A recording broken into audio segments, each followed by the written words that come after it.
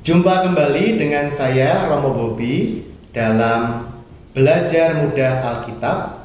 Kita akan mendalami Injil Markus bab 9. Dalam video sebelumnya kita sudah melihat bahwa bab 8 yang memuat pengakuan Petrus adalah bagian sentral dalam Injil Markus.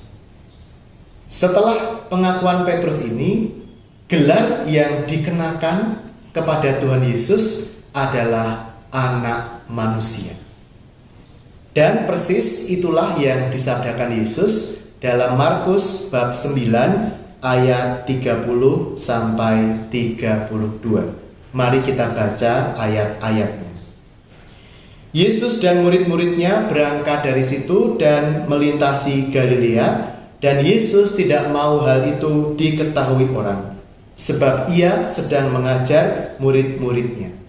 Ia berkata kepada mereka, Anak Manusia akan diserahkan ke dalam tangan manusia.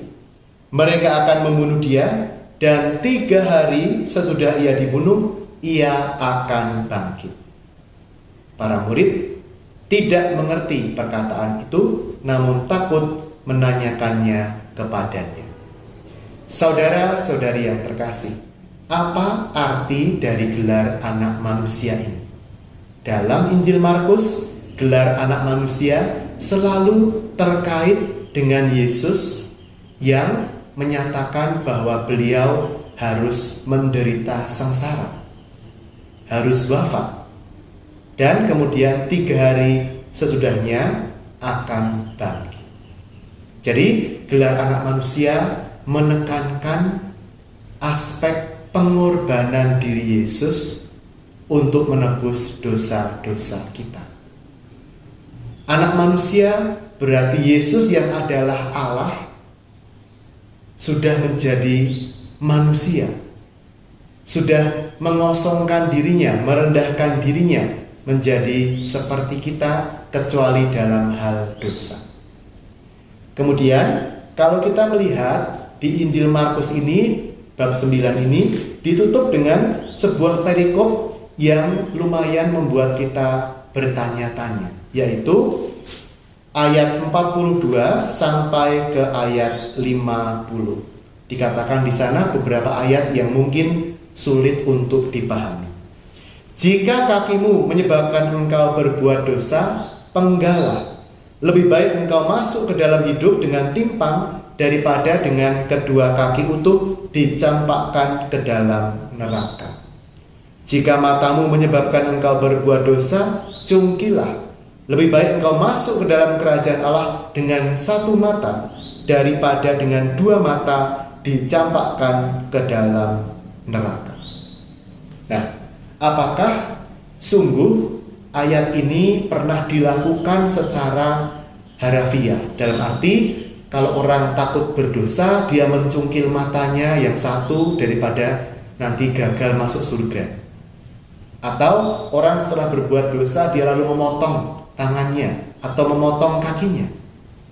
Apakah Yesus mengajarkan mutilasi? Ternyata kan tidak.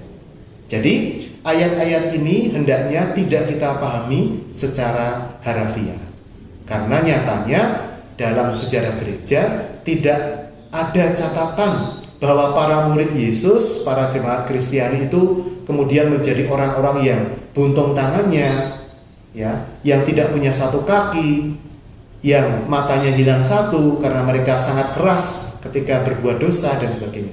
Tidak ada bukti tentang hal itu. Jadi ayat-ayat ini hendaknya kita pahami sebagai sebuah undangan untuk tegas. Artinya apa? Daripada berbuat dosa, lebih baik kita menghindari berbuat dosa itu. Hati-hati gunakan matamu, hati-hati gunakan tanganmu, hati-hati gunakan kakimu untuk tidak berbuat dosa dengan tubuh.